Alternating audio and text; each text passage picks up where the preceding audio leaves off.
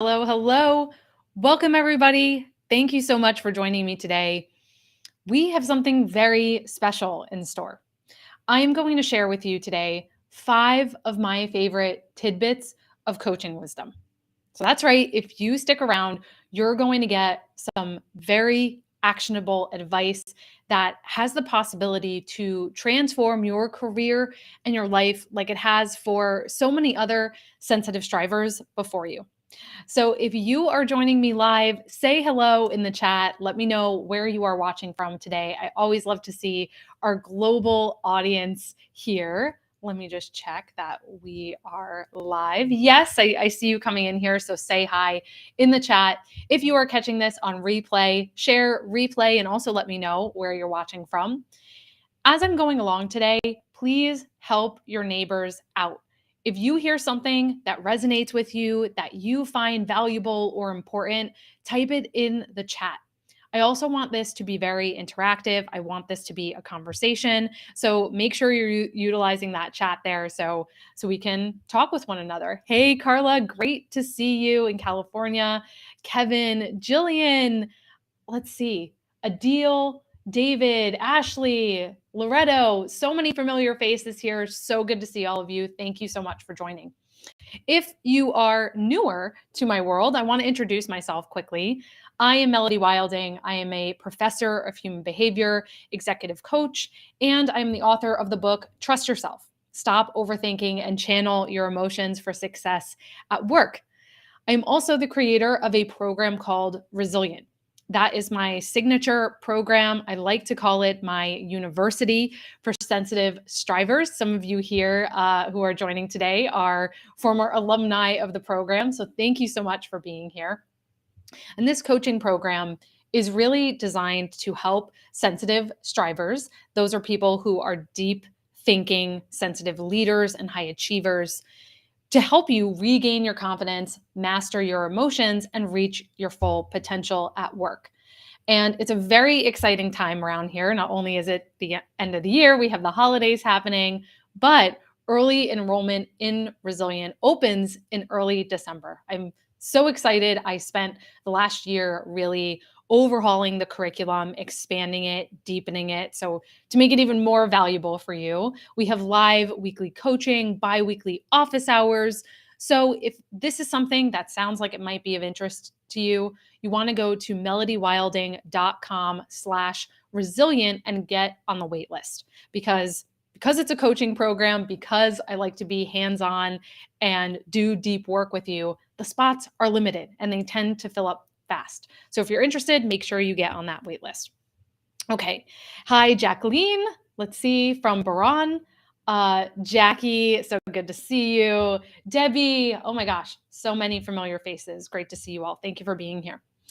All right, so let's get into our topic for today, which is sharing 5 of my favorite tips of coaching wisdom.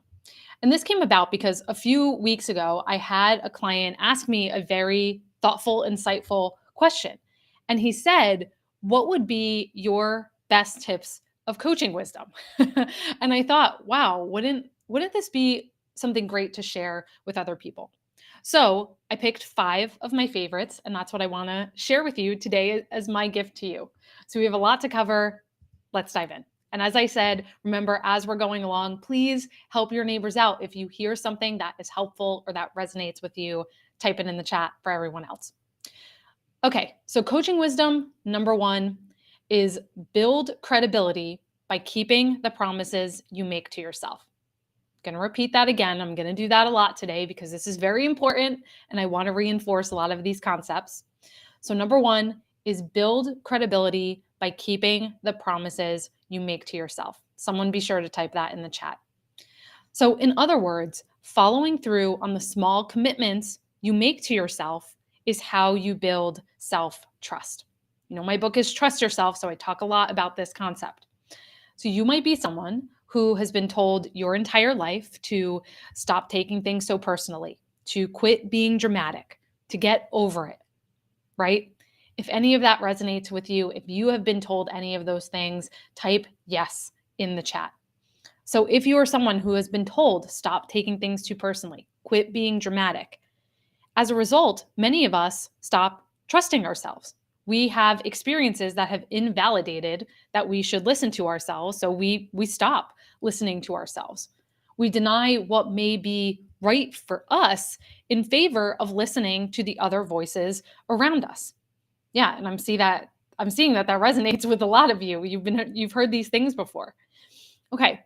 So not only that, as people who are wired to be more sensitive, we're wired to be more attuned to other people's feelings. We tend to care very deeply about others. We give our 110% to everything we do.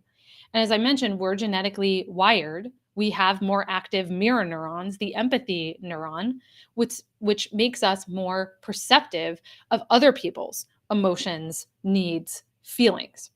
Obviously, that can be a tremendous strength. It's what makes us empathetic, attuned to be able to build relationships with other people. But at the same time, when that tendency of caring so much is left unchecked, or we lack boundaries or the tools to channel it correctly, we do things like we say yes too much. We put everyone else's needs ahead of our own. And all of that means that we may begin to break the promises we make to ourselves, which erodes self trust. So, very simple things. Every time you say you're going to work out and you don't, every time you say you're going to speak up and instead you hold yourself back, all of those small instances start to add up. They start to chip away at your ability to trust yourself. And all of that can morph over time into chronic self doubt. You don't see yourself as someone who can keep your own word to yourself. Even if you are highly loyal, you are disciplined, you follow through when it comes to everyone else. If this is resonating with you, let me know in the chat. Say me. If all of this is resonating with you, if you are someone who has struggled to keep those promises that you make to yourself. And Debbie, thank you so much for putting our first tip in the chat here. Build credibility by keeping the commitments you make to yourself. So this is why we need to focus on rebuilding our credibility with ourselves by making and keeping those small promises. So I want to tell you a quick story about one of my clients. She's going through a lot right now. She's in a very demanding, fast-paced role in the finance world. She was finding herself always agreeing to take on extra work, which led her to just work later and later hours to try to stay on top of everything.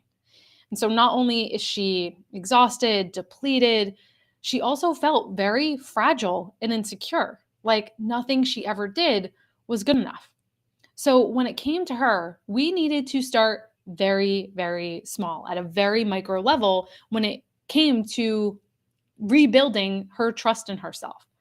So at first, we looked at things like making small promises, like eating lunch every day, consistently eating lunch every day, taking that time away from her desk.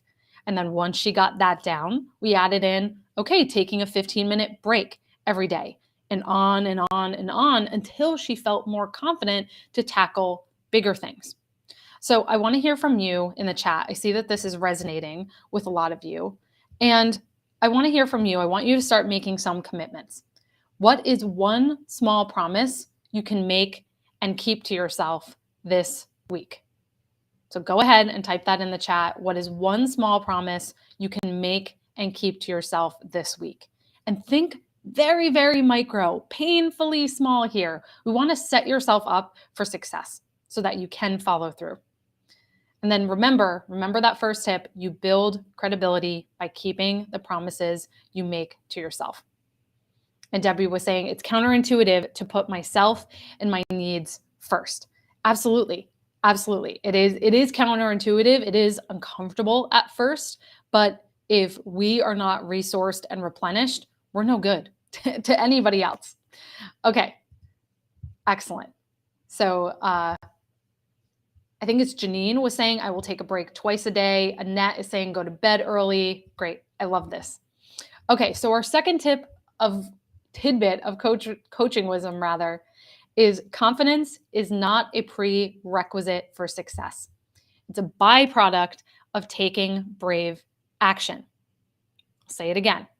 Confidence is not a prerequisite for success. It's a byproduct of taking brave action. Now, many of you here are high achievers, and you probably assume that you have to feel confident before taking action.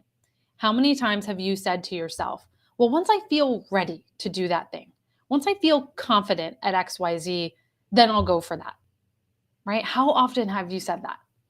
So the problem is, and you may have found this out firsthand, is that if you wait until you feel confident before asking for a raise or taking that break, you run the risk of never taking the necessary steps or risks you need to be successful.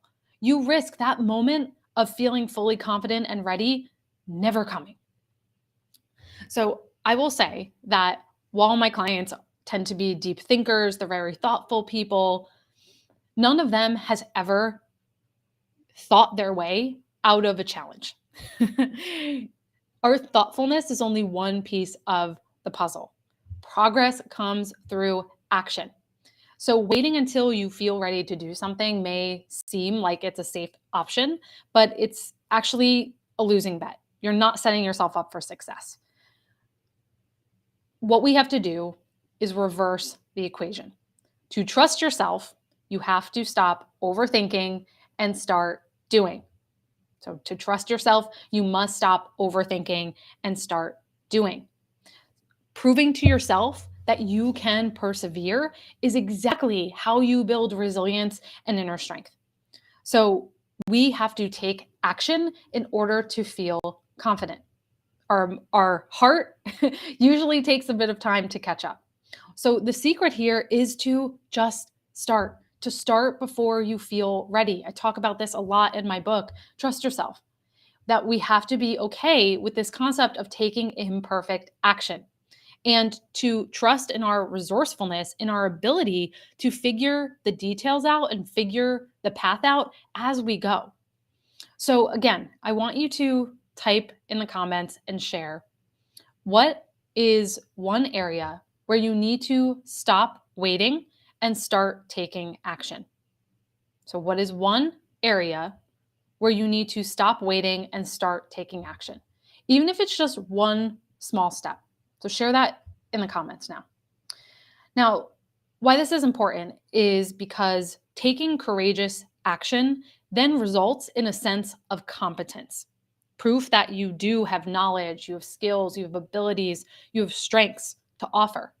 So, for example, instead of stalling for weeks or months trying to figure out the perfect strategy, for example, maybe you launch something with only a handful of beta clients. You do a pilot, or you take a coding course to build your website after you validated the product, not before. So taking imperfect action helps you avoid overthinking and build trust in your resourcefulness. Again, confidence is a byproduct of success. It's an outcome, not a prerequisite. All right, great. Excellent. Okay, let's move on to coaching tip number 3.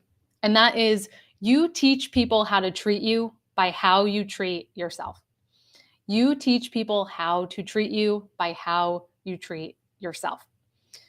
We are now living in a time where boundaries are much more important, but they are also harder to achieve than ever before.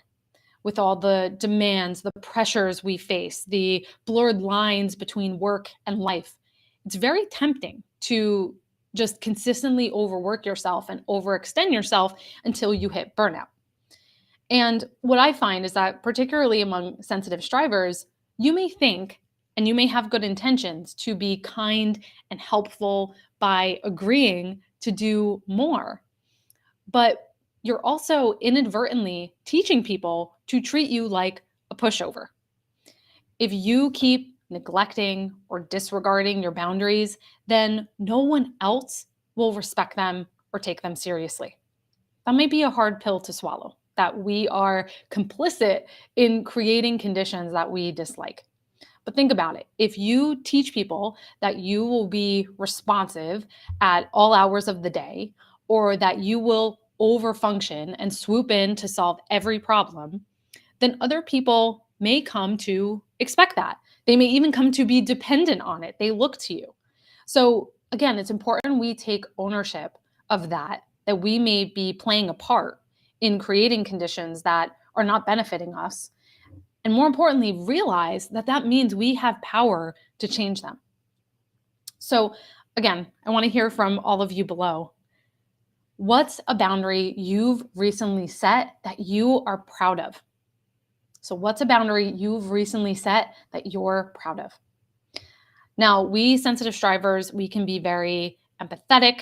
We can be kind and compassionate to a fault sometimes. And that can get in our way. We are the ones who can be always counted on to follow through, even if it means sacrificing our own well-being. So if that's the case for you, you can take back control. You can start setting stronger boundaries around your availability, your working style, your professional preferences. Now, assertive communication here is essential. I have tons of articles about this on my website. I have LinkedIn learning courses about this topic. If you want to go deeper on this, this is something we talk about in Resilient quite a bit, is advocating for your ideas, negotiating, standing your ground with tact and professionalism. Because at the end of the day, you can't expect anyone to respect or value you if you do not respect and value yourself first. Okay? All right, let's see here. Okay, let me check in the chat. Jackie was saying no clients on the weekend. Amen to that. All right, Jillian says prioritizing my family needs rather than work, for sure. Okay. All right, our fourth tip here is fewer words strengthen your message, more words soften it. So a common question that I get from coaching clients is, how do I become a more concise communicator? And it's no surprise now when the average attention span is less than 8 seconds. 8 seconds. I mean, think about that. That's outrageous. That's click of your fingers and you've lost someone's attention. So given these realities, it's no wonder then that good communication skills rank twice as important as good managerial skills. People get impatient when they have to work mental overtime, when they have to put in extra effort to grasp what you're saying. And even worse, being long-winded can also be perceived as you being indecisive, or like I mentioned, that you don't have a grasp on what you're saying. And all of that can quickly cost you trust and respect as a leader. Now, concise communication is clearly an essential part of executive presence and projecting more confidence, but it's something that we as sensitive strivers tend to struggle with a lot. We tend to over-explain. And you may do this because you think that you're being thorough. You think that if I say more, it will prove I know more about my topic, right? But instead of making your point clear, all you end up doing is clouding it by over-explaining. We inadvertently try to overcompensate for our insecurities by saying more, especially in situations where we feel intimidated. So it's important to remember that sometimes less really is more. And this is the case with communication. Fewer words strengthen your message. Think about it. When you encounter someone who is a concise communicator, you probably perceive them as a very strong communicator. But being concise is very hard. It's hard to be direct and to the point, but it demonstrates that you have mastery over your subject. So how do you do this? Again, we talk a lot about this in Resilient. So if you want to go deeper on this, check out the link on the screen here. But one way to do this is to eliminate fluff. Take out some of that hedging language. Things like, I just wanted to check in. Maybe this is a bad idea. What are some of those hedging statements that you find yourself falling into? How do you bloat your language? Go ahead and type that in the chat. Another thing to do is to remember BLUF. So BLUF is an acronym, comes from the military, and it stands for bottom line up front. BLUF stands for bottom line up front. So instead of making the mistake of leading with a lot of context, you instead get to the point quickly. You begin your presentation with the most important information first, whether that's a request you have, a call to action, a solution, a recommendation, a conclusion. So leading with your BLUF, your bottom line up front, can help you be perceived as a more crisp, concise communicator. And more importantly, it helps you stay on track with what you're saying. Okay, so I'm looking at your comments here about some of your hedging language. Debbie was saying, I'm sorry to interrupt. Absolutely. Over apologizing is a big one. Jennifer was saying, does this make sense? Yes, checking for other people's approval and confirmation. Ola was saying, I don't know if this is okay. Absolutely. So these are all great examples of hedgers that we can cut out of our language. Okay, so going back to BLUF for a second. Leaders love this because it demonstrates respect for their time. You get right to the point. You're not wasting their time, and that you understand their needs and their thought process. And having an answer, having a recommendation or a thought or a point of view, rather than saying, I'm not sure, what do you think about this, is better than hedging because it leads to meaningful dialogue and it shows that you know how to make decisions. Okay, what is resonating with you so far? Go ahead and type in the chat. Debbie, thank you so much for typing in bottom line up front. And if you have any questions as I'm going along here, please do go ahead and type them in the chat. Give me 1 second here. I just lost my list. All right, let's see. Okay, our final tidbit for you is a simple one. You've probably heard this before, but I want to share it for you because I'm seeing this come up a lot right now. And I wonder if it's because we're getting towards the end of the year. But this is done is better than perfect. Done is better than perfect. Again, you've probably heard this before, but as I said, I'm seeing this come up a lot, this perfectionism. Now, I want to clarify because perfectionism is being obsessed with flawlessness. You want to have a shiny exterior to have other people not see your flaws. But most of us know that being perfect is an ideal, that we could never reach that, right? And we realize, oh, yes, I need to be imperfect. But what can be most problematic about perfectionism is two things, is that we amplify our weaknesses and we undermine our strengths. And two, that we get into binary thinking. We get into very black or white, all or nothing. I'm perfect or I'm a failure. I have to do it this way or else I'm getting it exactly wrong. We get into this very binary thinking. And right now, more than ever, we are living in a time where we are all being asked to do more with less. We need to move quickly. And we need to operate in ambiguity. The future is more uncertain than ever before, and we're all being tasked to live in the gray. Okay, sorry, I was checking in with the chat. Yes, Debbie, done is better than perfect.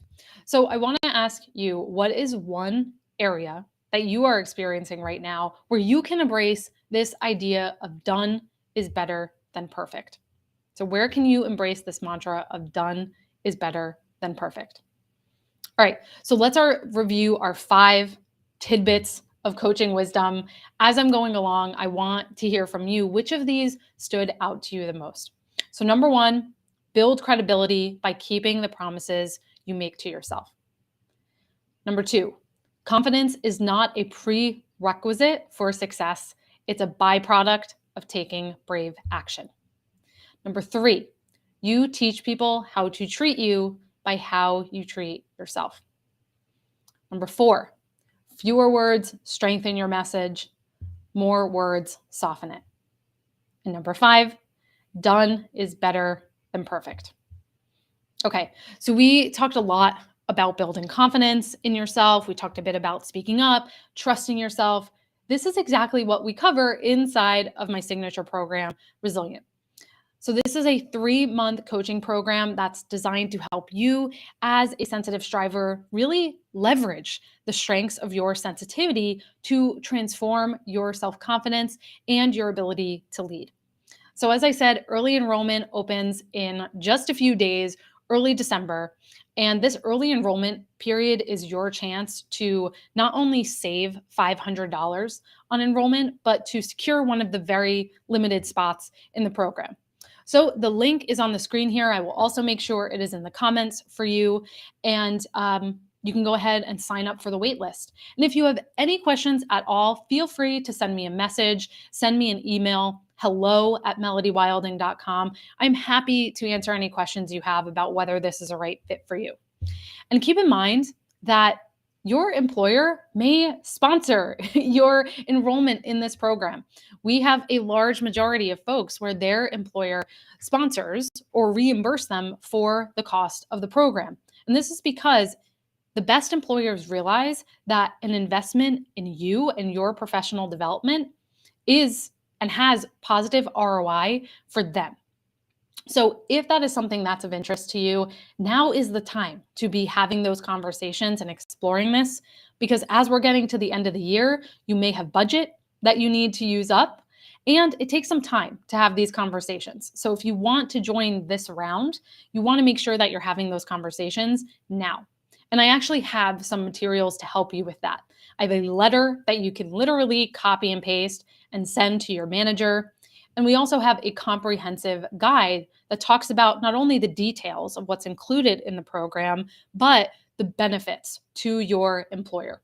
We also have an entire page of case studies from different folks that have gone through the program. So if that's of interest to you, please feel free to message me. We will send that over to you, or email us at hello@melodywilding.com. So I want you to think about how much further you could go if some of these challenges, like imposter syndrome, perfectionism, self-doubt, were not holding you back. Resilient can help you do just that. And again, remember, early enrollment opens in just a few days. This is your chance to save big, $500, and secure one of those limited spots. And thank you so much, everyone, for being here. It was wonderful. I will be back soon, and I can't wait to talk to you again soon. Take care.